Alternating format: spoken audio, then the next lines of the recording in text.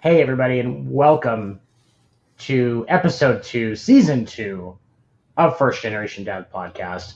I am your host, Tony Gladstone, and today with me, as will be moving forward indefinitely, my good buddy Will Morgan. How you doing today, buddy?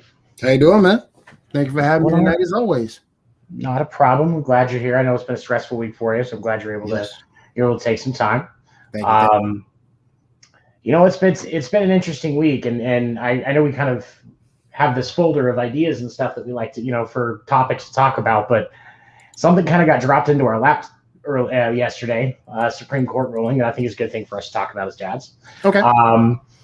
So the Supreme Court ruled in favor of a high school student who was suspended from her junior varsity athletics teams, cheerleader, a couple of other sports, because she was 14. She posted, I believe it was on Snapchat, Facebook, something like that, where she went on a profanity-laced tirade, fuck cheer, fuck, basketball, whatever, just all that stuff, just frustrated because she didn't make varsity. She was a 14-year-old girl that was disappointed and angry. It wasn't on school grounds. There wasn't any threatening language, bullying language. She didn't say anything hateful. She was just venting. Right. Oh, and I've got a backup camera, so I'm going to keep talking here. Give me a second. I'll bring it up. Okay. No problem. So in the do this real fast. So in the situation here, the school punished her, and she sued, which I don't blame her one bit. And I feel like okay.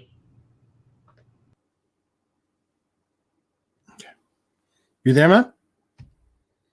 I think we lost you. Oh, yeah, we lost him for sure.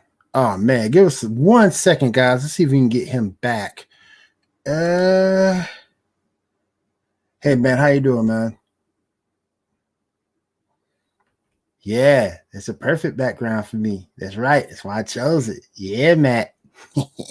All right, let me see if we can get him back.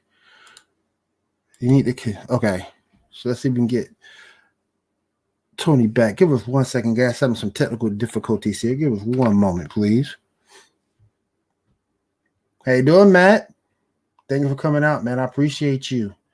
Let's go ahead and while I'm waiting for him, let's go ahead and roll some commercials out of the way.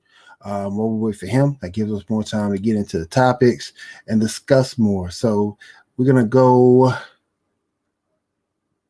Wow. Whoa, he didn't add a lot here. All right, let's go ahead and go to our first commercial break.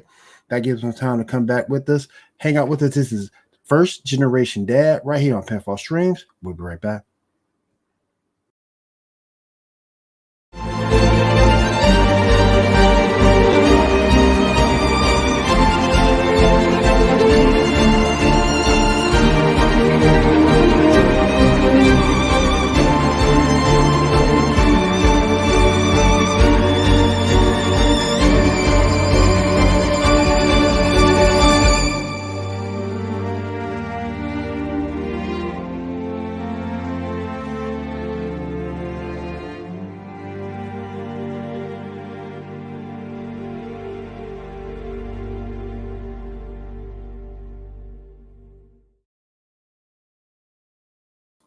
All right, everyone. That was the commercial for a really good podcast every other Tuesday at 9 p.m. Eastern Time right here on Penfold Streams. Catch Josh and Kay as they go down TV shows, movies, music from any era of any interest. So definitely catch those guys out every other Tuesday, not this coming Tuesday, but the following Tuesday, 9 p.m. Eastern, right here on Penfold Streams. All right, we got Seven back. Go ahead, Seven. I'm so sorry, buddy. Okay, so you can hear me, right? Yep, I got you. Okay, all right, just making sure. All right, so essentially, the family sued because the school didn't have the jurisdiction, and them trying to punish her for going on this was really a violation of freedom of speech. Yep. Because there wasn't anything that she said that crossed the line, like I said, of hate speech, threats, anything like that. Mm. And she was just an angry teenage girl. Now, I can understand parents being like, no, because she's only 14, she shouldn't be swearing, they should have punished her. But here's the deal. Ultimately, the school, first off, I think, and I'll let you voice in on this just a second. First off, the school overstepped their bounds because since it didn't have any threatening language and it happened off school property, the only thing they could do is call the parents and say, hey, can you talk to her about this? Like, that should have been the end of the discussion. And two, she's a teenage girl. They swear. Teenage boys swear. If you walk into a high school and there's not a teacher within a hearing distance, every other word you're going to hear is a swear word. Right. That's just life. You're right.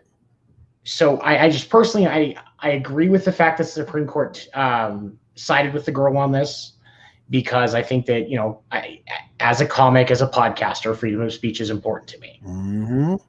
But I just, when did we as parents let the schools think they could have that much authority? Like, what happened? Like, I know I'm not trying to make you sound old or anything, but I know you're older than me. So where did this turn into the schools thinking that they had the ability to respond to things like this in this manner? Help me understand this, because I'm unsure.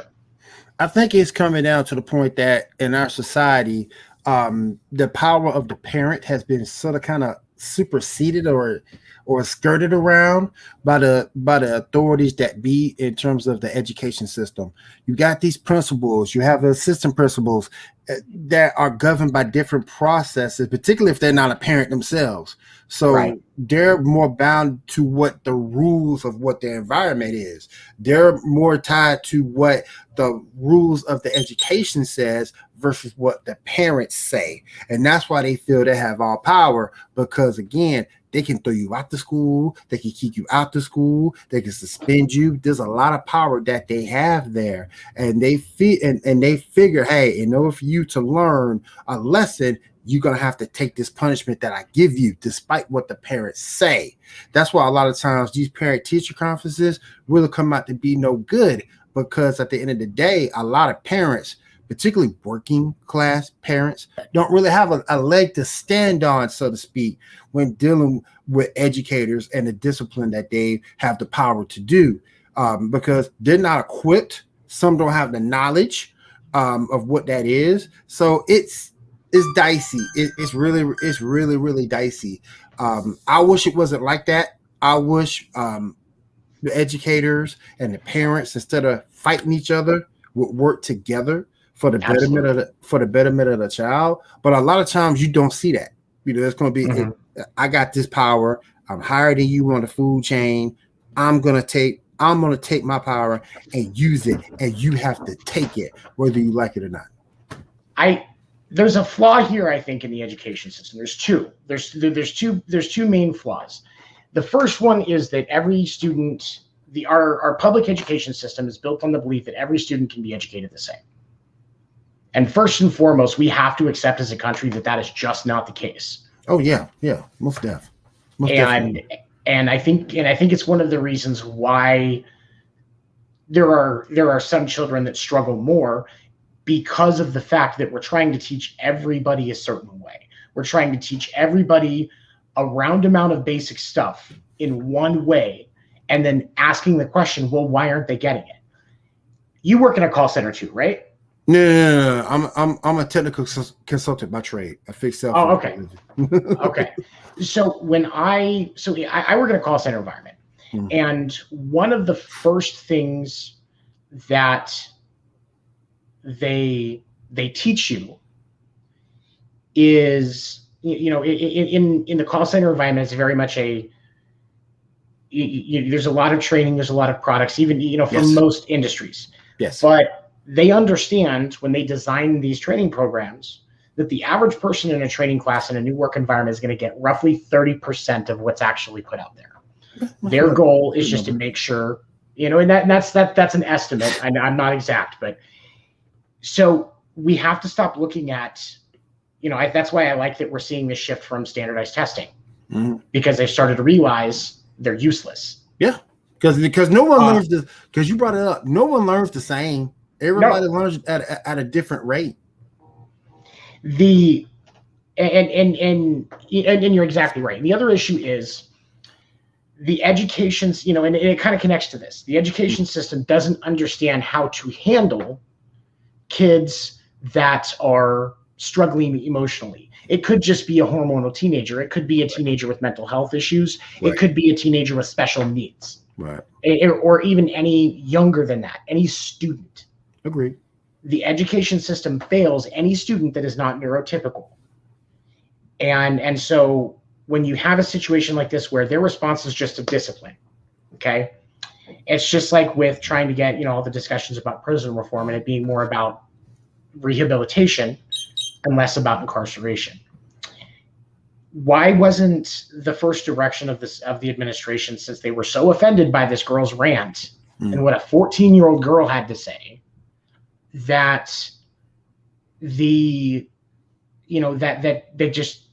why didn't they direct it towards trying to understand and help her? Okay. All right, let's talk to your parents. Do we need to help you find some special coaching? Do we need to, get a couple of sessions with a therapist? Doesn't necessarily mean you're crazy. It just means you need to get some stuff off your chest. Right. We need to stop, as not just as a society, but as a parents, of the shoot first, ask questions later. I agree.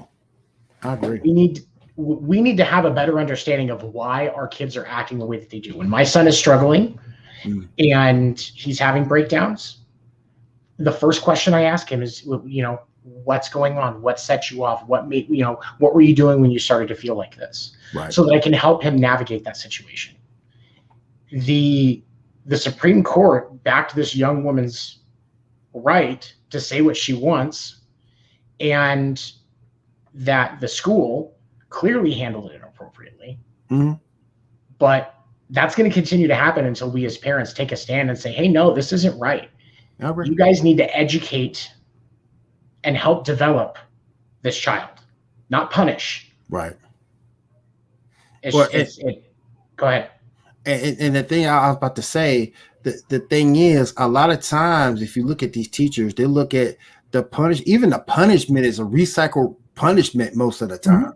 It's not anything. It's not anything new to help the benefit of the child. It's a recycled punishment. It's like one crime fits all for all students, and that's not the case because not all offenses are the same. I spent so much time in ISS in high school. The seat that I always sat in had my ass groove in it. Damn. And it was a plastic seat. Damn. But I didn't get any better. Right. I wasn't fit to the social the social setting of the school. I challenged the ideas of different things that they didn't like. Right. And so that was where they put me, in a corner by myself, just do my work and be quiet. See, that's wrong. That's not giving somebody an education. That's why I dropped out of high school. I ended up going back, got my diploma, stuff like that. But that's why I dropped out of high school, because I wasn't getting an education. Right. And if I dropped out, I had time to go work and help my mom pay bills. Right. Exactly. Experience is a better teacher. So I said, to hell with it. Until we get not so much educators of age, because I don't want to look at someone's age and say they're wrong in their way of thinking, because not all people are like that. Right. But until you get a new way of thinking, I don't think the situation will get any better until that happens. Because again, rinse, repeat.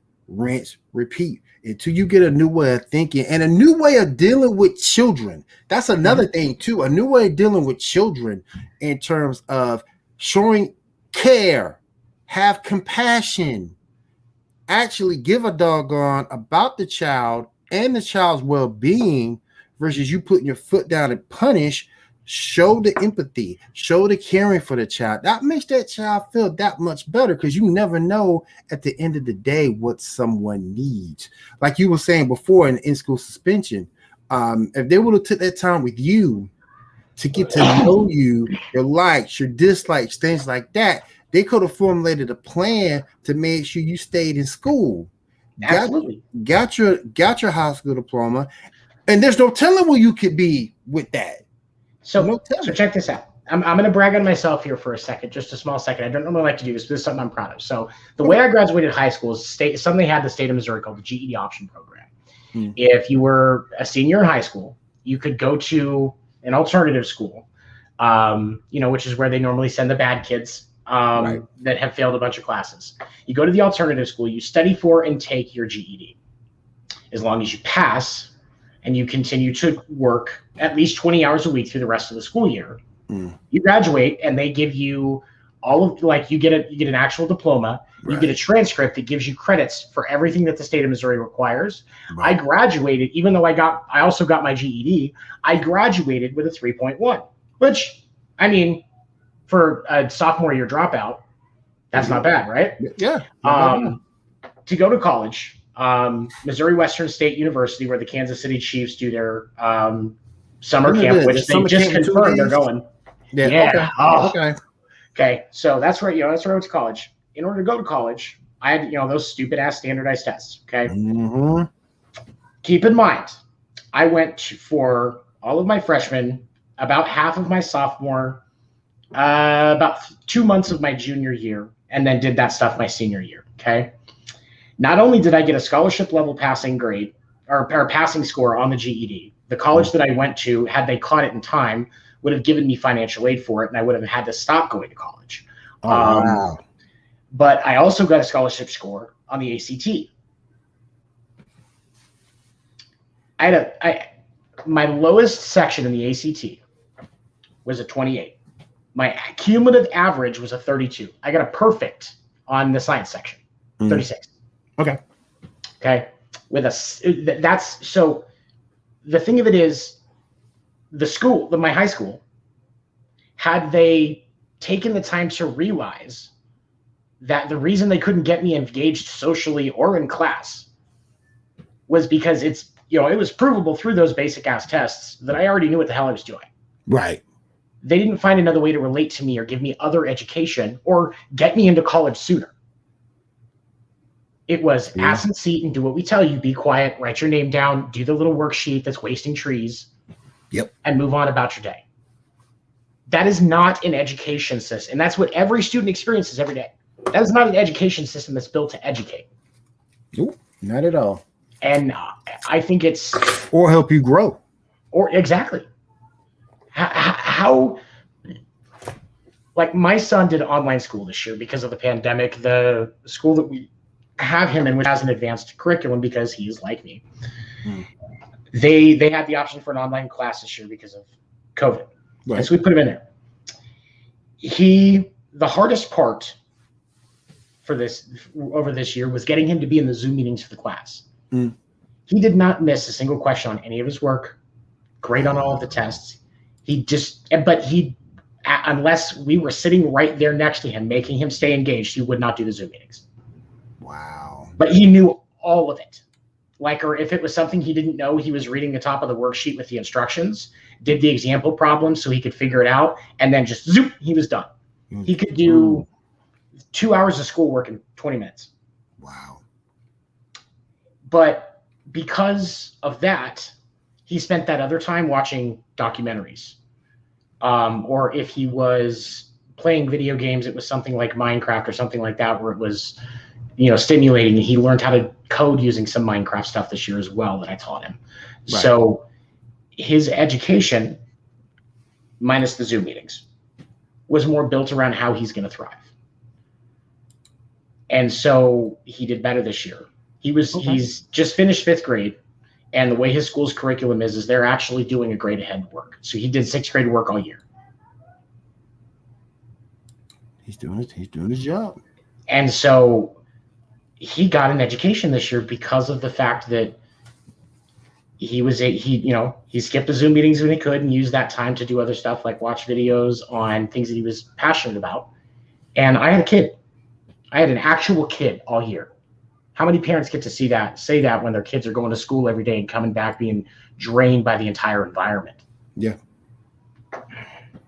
Look, man, school can be draining. It can be very draining for these kids. If the teacher's not doing his or her job to keep you engaged, it's hard for these kids. And then we're not even taking into account whatever learning disabilities the kids have too, to make it even tougher for them. So, man, education and the social environment in schools are a nightmare for kids easily. Oh yeah, most definitely. So we've got to start treating these kids like what they're dealing with is easy for them. And we've got to fix the education system to reflect that too. Like, we're failing our kids in this country right now because there's so many other countries that have made adaptions and are doing things like that. And they're finding success. But nope, corporate education. It's all I want. Corporate education. Between corporate education and educators being stuck in old archaic ways, it's not getting better. It's like with Common Core, all the uproar with that.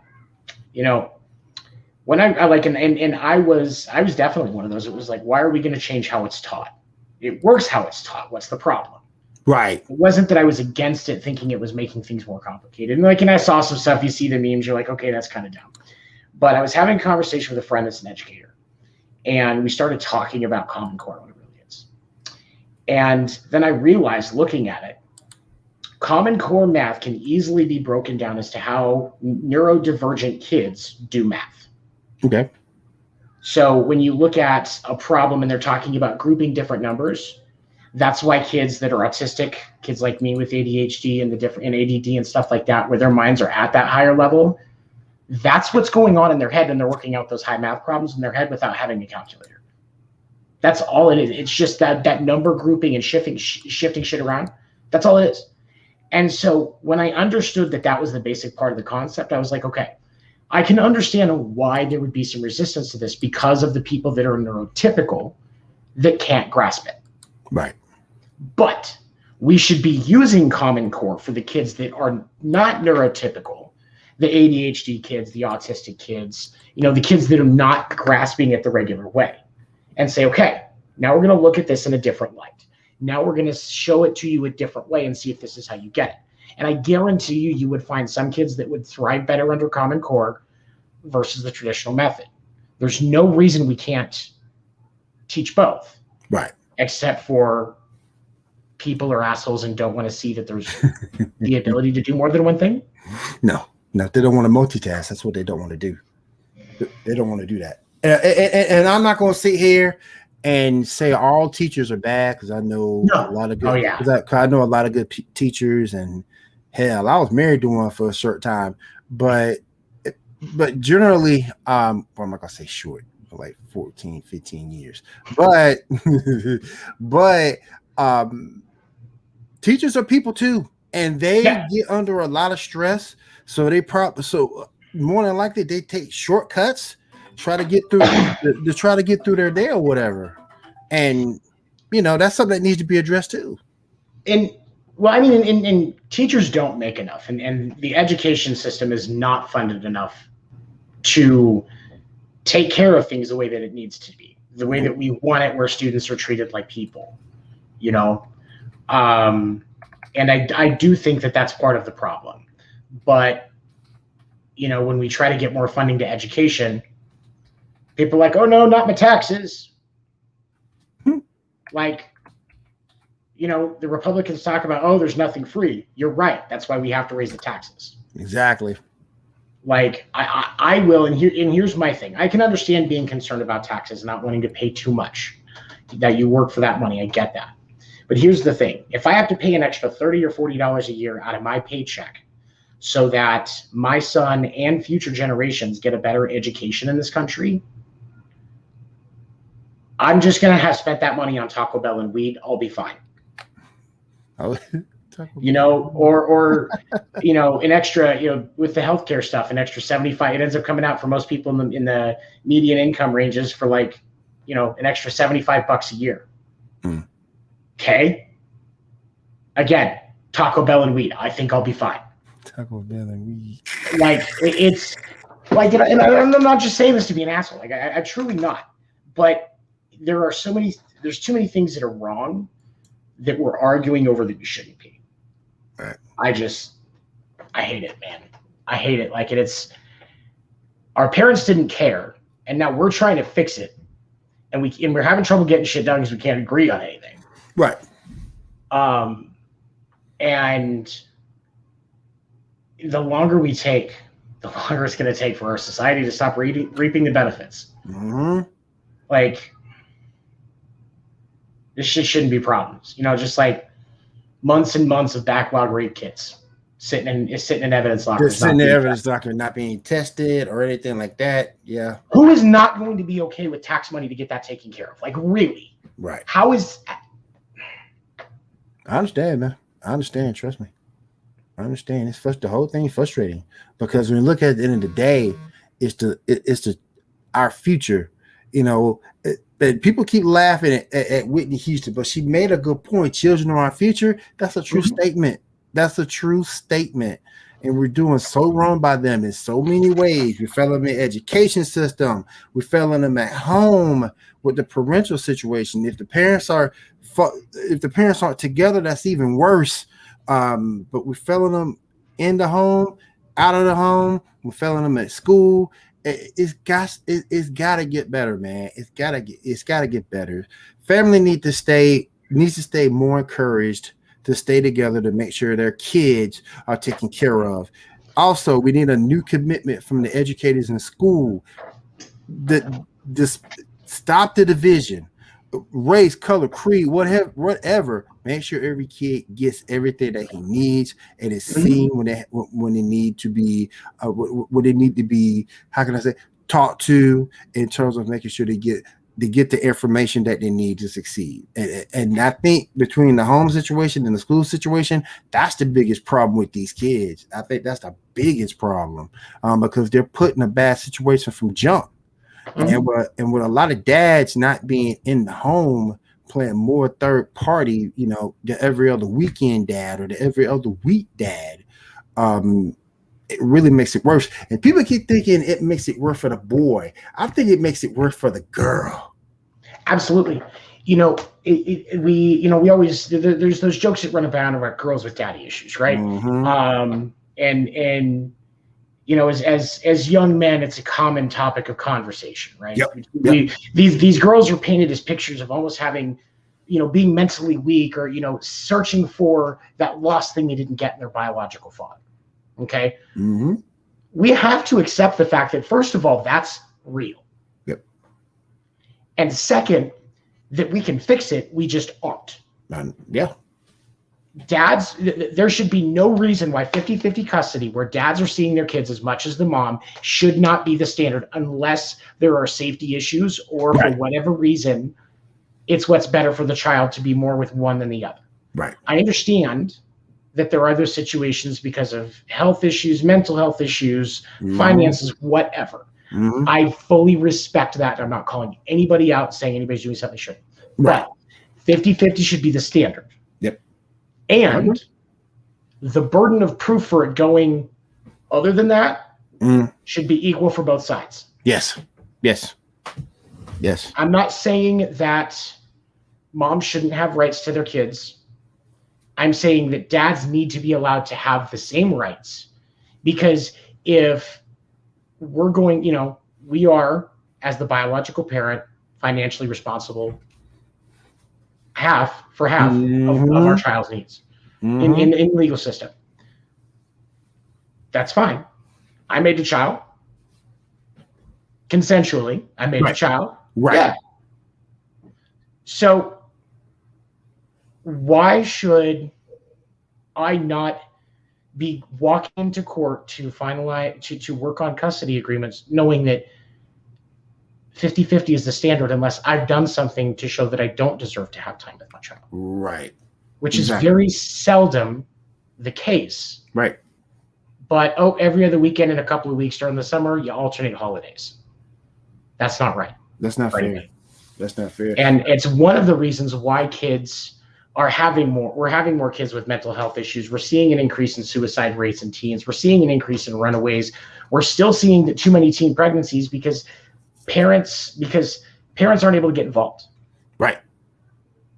And when that other parent isn't able to get involved, that child suffers. It is statistic. Every person, almost every person sitting in a jail cell right now came from a broken home. Yep. Almost every person sitting in a jail cell came from an abusive, whether it be a physical, emotional, or sexual situation where they were abused. Every single one of them. And they didn't have the support to get better, and they lost everything. Yep. I agree. We need to be, if we're going to end the incarceration state that is the U.S., we got to start spending more time. We got to start getting both parents involved to spend more time with the kids, with the common goal of what's best for the kid. It's not about hurting somebody or making a child pick a favorite. Just like we aren't supposed to pick favorites if we have multiple kids. Of course. Sure, we all have one, but I mean. But see, and that's where the tough part of the equation rolls through, because, you look at some of the, I think it's Title V. Please correct me if I'm wrong. A lot of the times when you're paying child support, most of that money goes toward the state, and because of that, they want to keep the parents separate, so that money can keep rolling from the child support. And I don't like that. I don't like that at all. That money should go to the child, not the state. The state didn't conceive that child. The mother and father did. And by doing that, the state will keep encouraging separatism between the parents, so they can still get that check rolling in every month for itself. And I just don't agree with that. I think that's the main problem right there. The system enables division. Yep, it enables division. It enables in every section. It's not just the family court system. The criminal justice system is guilty for it too. Our economy is built around it too. The class system, like so many things about this country are built on division. I follow you. And another thing that gets me too, and this gets me to my heart, a lot of hardworking guys. Look, even in this day and age, there are deadbeat dads out there, and I agree with that. I don't agree with them being deadbeats. Oh, but there are deadbeat dads out there. Absolutely. But for those who have shown the receipts, the cash out, whatever we're doing, and if something should happen to us along the way, the first thing that happens shouldn't be jail. Look, if you can't pay, Governor's prison ended in 1920, 1930, somewhere along that line. So why are we still working, again, I'll say it again, an archaic system? If a mother can't take care of their child, they get education, they get benefits. If a father can't take care of the child, they go to jail, and license get taken away. That means jobs might be lost. Man, come on, we got to get better, guys. We got to get better. There's a better way to do it. There really is. Ultimately, again, the way the system is designed is it's designed to divide and suffer. Yep. Our system, our legal system, is not designed for you to be able to get out of it. It's just like the CDC does not let doctors say there is a cure for certain diseases, despite the fact that there is research showing that is exactly what it is. Right, because you have that connection with big pharma. Exactly. And there's too many rules that are designed to prevent success once you get into a certain section. And we all know why. And we all know why. Right here, that money. Yep. Boogie T say the scratch, the money. Yep. The money, the scratch, dog. And what it frustrates me, because there are too many people who don't see how much this affects our kids. We talk about trying to make progress in racial equality. Right. The fastest way to do that is prison reform. Dang, yeah. Because there are so many other countries, all of these other countries that are not prison states.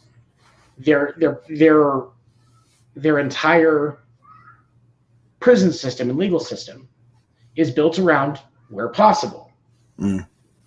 rehabilitation. Mm-hmm. Because that person is more valuable to society working and paying taxes Mm-hmm. than sitting there pumping iron and fighting You and got getting 3 hots in a cot. you got career criminals that know nothing but jail. The minute you set them free, a couple of days later they commit a crime and they're right back in there because that's all they know. Mm-hmm. It shouldn't be like that, but there's Nope. not. The system is not designed to help those with mental health issues. The system is not designed to rehabilitate these people. Right. The system is designed to incarcerate and keep them, because just like with the education system, it's better to punish than ask how we can help and prevent again. Mm-hmm. We have to get back to generally caring for our people. Compassion. Compassion for your fellow man, and that's something that this country sorely lacks.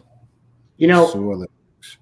Because and it's true, because like with the wave of cannabis legalization, not a single state has done anything to provide real support for the individuals that spent extended time in prison for cannabis charges.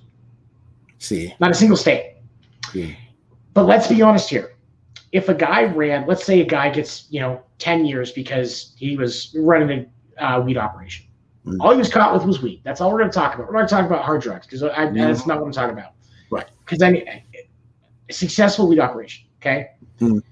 People, that's illegal. Do you realize how much actually goes into having a successful weed operation? Oh yeah, they're all over. Yeah, they're logistics, managing your finance. I mean, you've got to move the product around. You've got to make sure you've got the right people around you, that nobody's talking, managing the money, making sure the money's actually there. There is so much business knowledge inside those operations. How are these individuals not being placed into these dispensaries? Because they already have an insane amount of knowledge of what's there. And like, it's not a secret. People that work in dispensaries make money. Oh yeah. They get paid. Like I have the 2 dispensaries that I go to that are by me. Both of them, their agents make $15 an hour plus tips. Okay. Wow. Which isn't horrible, but most of them average and usually it's like a tip share. Everything that comes in and all of the stations gets combined, and everybody that worked that day gets a share of it. Okay. And they usually average $100 to $200 a day in tips. That's not bad. For their shift. That's not bad at all. That's not bad at all. Like, well, and part of it with the cannabis industry, there's just so much money there that's just basically regrowing itself. But that's not the point. Like, these individuals could be in a stable job with a product they already know clearly. Right. In making good money so that they can contribute to society.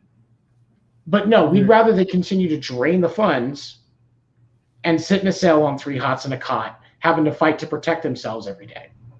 Because that's what's going to rehabilitate them and make them realize the error of their ways. Nope, it ain't going to do it. It ain't going to do it. If it's going to poison their mind and make them go the opposite direction, they'll be right back in there. Back in there. There's no value in how it's handled. And our kids see that. And so that's why that's why our kids always feel so defeated when they fail, is because they see what happens to adults that fail. That's the message that we send our kids. Because they see us soak. They see us get down on ourselves when something didn't go right for us. They see what happens to us when we stumble. Yep. And that's why, the kids are the future. Dolly Parton sending books to 5-year-olds. Great. 11. Awesome. These are the things that we need to be doing, teaching kids to code at a young age and multiple languages at a young age, so that when they get older, they're more well-rounded. Right. And the things that they need to know in the future, coding is going to be a common task they need to know in the future. 20 years, you're going to need to know how to code. And, for any of those, to even be considered for some of those high-end jobs. Oh, yeah. So we got to stop failing our kids, man. We do. We really do. And we're so busy as a society of putting our needs first. How many times have you seen this scenario, Seven, where the mother or even the father in this case is dressed to the nines, but the kid look like trash? Oh, that pisses me off. Mm-hmm. Oh, that pisses me off. I understand as an adult, especially for work, sometimes you look good. I get that. I worked in the business. I'm an insurance agent. I go to those stuffy ass meetings. And they all stuffy. But my son does not wear rags. Mm. I will wear rags and call in sick on the meeting day where I'd have to go into the office. Or, hey, I'm sick, so I'm going to stay at home and I'm just going to put on a dress top that I got at Goodwill for $5. Right, and let's go do so the that Zoom it looks call. like, and go through the Zoom call. So, but we know what it was like as kids if we wore the wrong thing one day. I'm not saying our kids got to be name brand, but they got to at least be comfortable and happy with what they look like. Exactly. Because we've got to start caring about the social interactions of our kids. We really do. Let's run some commercials and then we'll talk some dad culture. Well, I'm gonna have to do something a little bit different. Give me a second. All right, guys. We're gonna take a commercial break, guys. This is First Generation Dad on Pinfall Streams. Hang out with us. We'll be right back. Let's go.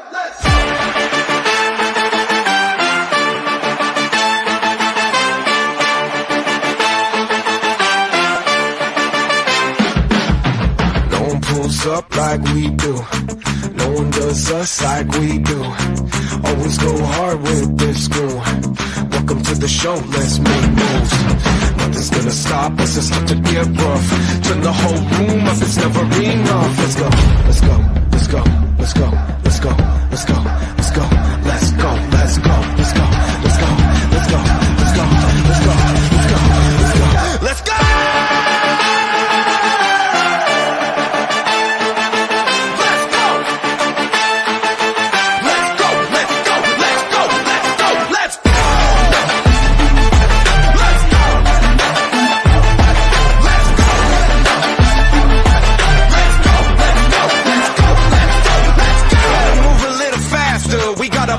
Gonna go and take it over. You call us King Kong. Here we come, running through the door. Don't wait long, don't blink.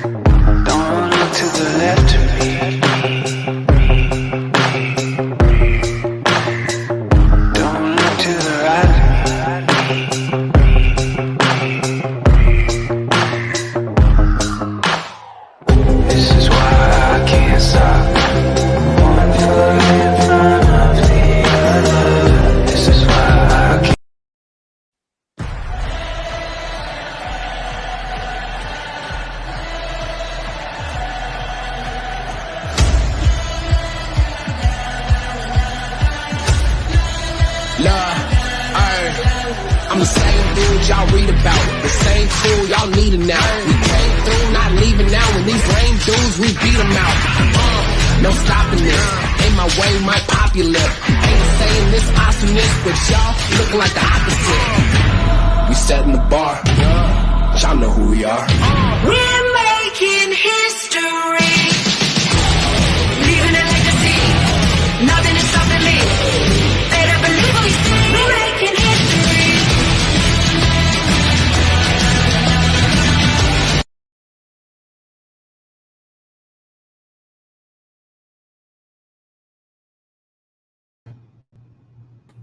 He don't have a lot on this brand, so I had to switch over to another.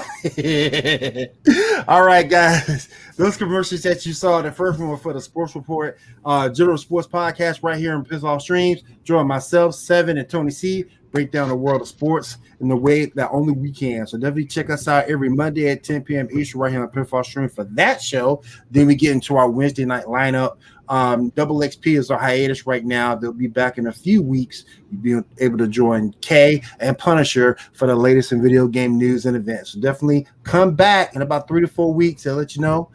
Follow them on their Facebook group page. They'll let you know when they come back. Then we have our last episode of the Paradigm Shift season finale of the Paradigm Shift coming up next week. And you can catch that show Wednesday at 10:05 Eastern. Note that time, 10:05 Eastern. That's what you the TBS time. Definitely check myself.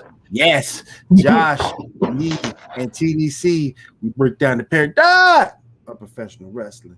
All right, man. Let's get on back to this. So, I got an overlay on my screen for some reason. I can't get rid of it. Okay. Go ahead, buddy. I was just say, all right. So let's go ahead and do. Let's go ahead and kick it into. Oh no, okay. So before we dive into doubt culture, Matt, I saw your comment on the deep educational conversation. Sorry I didn't acknowledge it before the break. Yes, that is exactly what I'm doing, and that is exactly what I want. That is exactly what we need to be doing, because we got to make a better world for our kids. And that's how you. And that's one way how you do it. That's one way. Talk about the problems. Yeah, gotta talk about all the problems. You know, we can talk about the home all day long, but if you get things right at home, but your education system is not where it needs to be, it all falls apart. So you definitely got to have one working with the other and able to make it. Real quick, Punisher came through and said, "What's up?" Hey, Punisher. She came through and said, "What's up? What's going on, Punisher?" So, yes, sir. All right. So let's talk some dad culture. All right, let's go.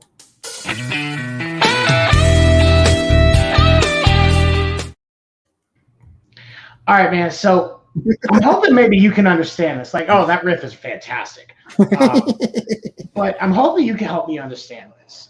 Okay. What's the point of a shower beer? Like, is that something you do? Like, I don't get it. Like, help me understand this. I've never done it. I don't understand it. I don't understand it myself. It sounds dumb to me, but I've never done it. Like, I'm in a bunch of dad groups on Facebook, and one of them is literally called A Bunch of Dads, which is great. But there's always that conversation. It's a common topic. Like even like there's some people share items like cup holders that you can hang up in your shower for your shower beer, and it's just like, what's the point? So I don't get it. There was a comment that I read one time in one of the threads about it, where somebody said like you come home from a hot day at work, you get in the shower, you're washing off, and that cold beer while you're washing off in the shower is supposed to help relax you. I'm trying to figure out how does that happen? Like that's the thing. Like I've tried it. I literally like it's like that time when like, hey, if you do that one thing, it'll make it feel better. So you're just like, all right, whatever, let's see what happens. And like, so I tried. Seriously, there's one day I got in the shower and I was like, okay, let's try this. I got the beer, nice ice cold Bud Light. That's kind of my fallback beer. Right. And got in the shower, got going, and drinking it. I'm just like, I don't get it either, man. It's like it's like watching curling. Like what? You watching curling? What's the effect? Relax you. The shower itself should relax you. That's why I would take a shower after a hot day. It's just relax. Yeah. Don't make no sense, man. Don't make no sense, man. White people.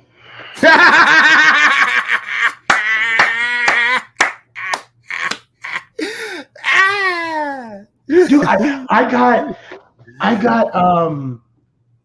a 5-day ban one time for commenting that. What? Yep, true story. Oh my gosh. No, I'm sorry, 7-day ban. 7-day ban because it was racist and hateful. No, it's not. Oh my goodness. That's another thing we need to do in this country. We need to stop being a bunch of snowflakes, man. I mean, you can't say anything in this world nowadays. Nothing. I really thought about that, like, because I do stand-up comedy, and so I try to pay attention to like different things, Right. like and there's certain things that I understand with like different hate speech words, whether it be racial or homophobic or whatever. Like there's those things I understand, Right. but like when they're meant in hate, like I see, but like I have a friend that's at the bar that I go to karaoke with. Mhm. He is a member of the Hopi Indian tribe with their resident here in Arizona, and he calls me Chief because he couldn't remember my name for the longest time because we're always drunk when he's always drunk when we hang out, and I was always wearing I always wear my Chiefs hat, so he just started calling me Chief. Don't call it Chief. And like we were hanging out, like, and he kept calling me that. I was like, "Why do you call me Chief?" He goes, "Because you're Chief's hat. I can't remember your name." And I was like, "Well, my name is Tony." And he goes, "No, your name is Chief. You're gonna start calling me Whitey." And like oh, go ahead. Sorry. You know good and well, like back in the day, some of these TV shows that were around, they couldn't exist now. All in the Family with Archie Muckle couldn't exist now. I mean, Blazing Saddles wouldn't work today. That would have gotten canceled. Easy. Mm-hmm. Yep. And I can understand there are certain. I mean, I can understand that we need to be respectful and compassionate people. Yes. I completely respect that. But I think that we also have to be smart enough to consider intent. Like, because we do sports podcasts and I'm the baseball guy. I watch a lot of baseball. When Bob Brinley got in trouble a few weeks ago for what he said during that Diamondbacks game about that one guy's do-rag, he was commenting on the age of the do-rag, not the fact that a black guy was wearing a do-rag. Right. Like, but everyone's like, oh, because he said do-rag and it was about a black guy, it had to have been racist. Bob Brinley does not have a racist bone in his body. Like that, I don't get it, man. I don't get it either. It's teaching our kids dumb shit too. I'm just gonna say that. Like, it's teaching our kids dumb shit too. It is. It's fucking tattletaling. You like with tattletale where our parents would kick our ass, we're tattletaling on each other like our cousins. Yeah. That doesn't happen enough anymore, and I think it should. Yep. It don't make no sense, man, because you're letting free speech just go right down the drain. And that's why as a comic, I have to be, very aware of what's going on. And like who's getting canceled for what. Right. Because like my worst fear is like I said some joke that was just meant as a joke when I was 14. It was like joking with a friend of mine that's, black or Hispanic. And it was something that was between us and clearly meant as a joke. But somebody finds an old MySpace or Zanga post with something that I shouldn't have said on it. And all of a sudden I'm going to lose my comedy career.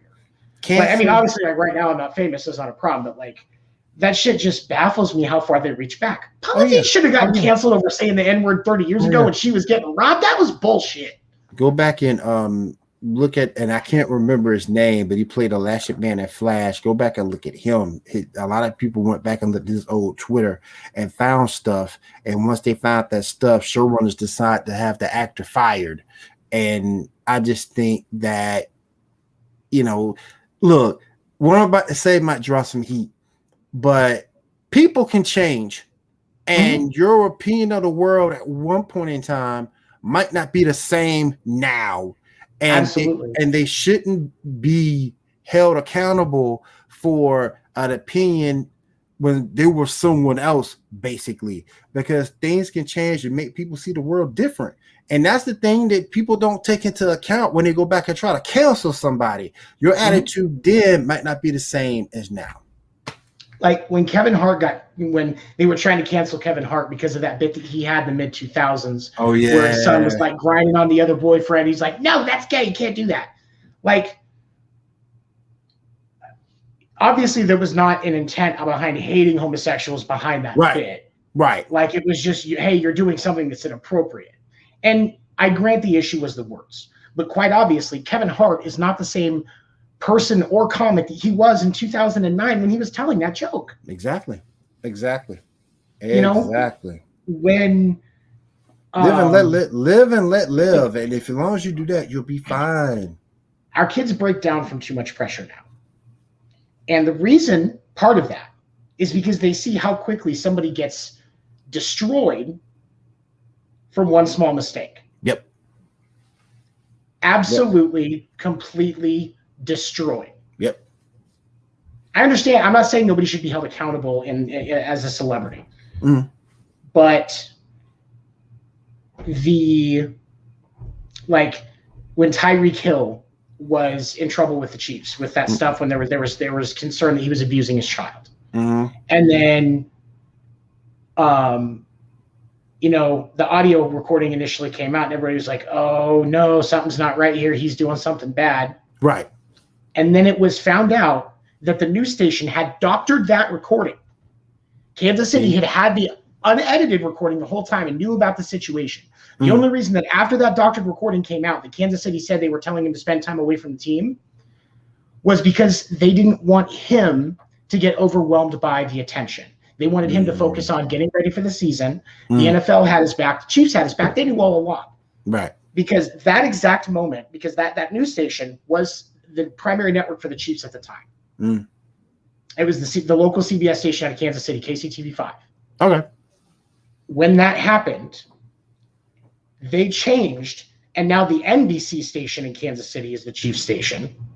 They lost all of those contracts and the extra money they got for those shows and everything like that. Wow. They lost so much. The Mitch Holtis, who does their radio broadcast, the radio station that he did it from or through was owned by the same company. Wow. He now does it through a different radio station. They took Mitch Holtis, it's still him, but they just changed radio stations as well. Like Kansas City backed him up. People still comment on his Twitter about him being abusive, even though it wasn't happening. How are we going to teach our kids that it's okay to fail and it's okay to make mistakes? And yes, sometimes people are going to think you did something you don't. You're going to recover. You're going to get better. If we don't start treating each other like that, our kids are going to think they can't mess up, and we're going to continue to see stress. We're going to continue to see young suicides.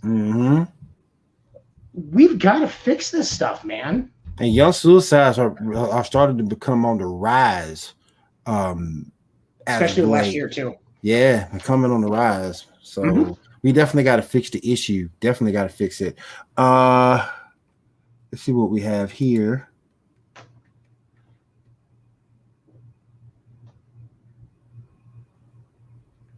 That's true too. Because once you put something out there, somebody's getting it. I don't know, a screen grab, a cell phone screenshot, somebody's getting it.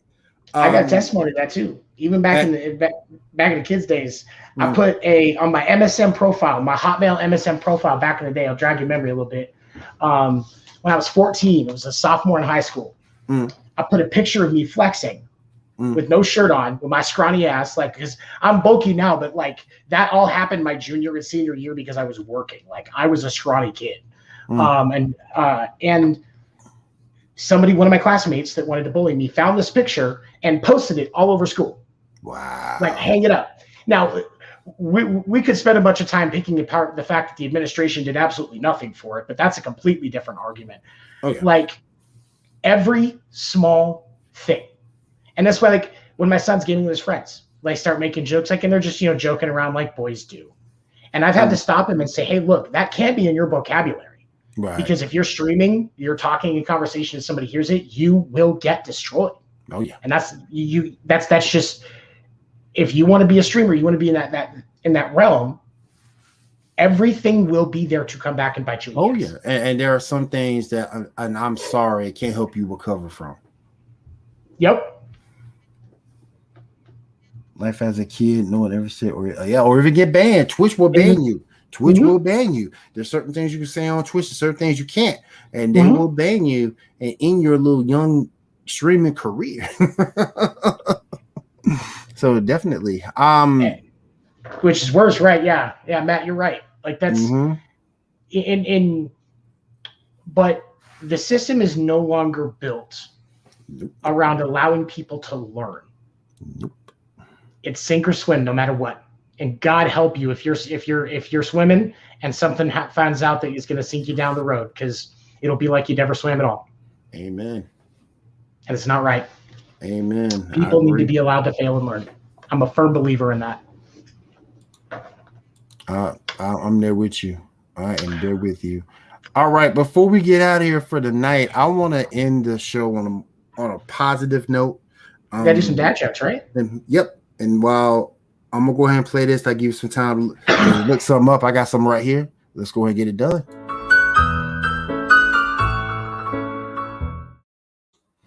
All right. You want to go first? You want me? Go ahead. First. All right. Let me see here. I got a couple. What do you call a pencil with 2 erasers?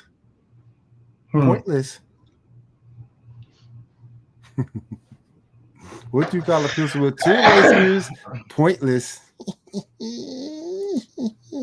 Whoa, don't give me that. Whoa, hold on. Okay. Let me see. What's the other one I have here?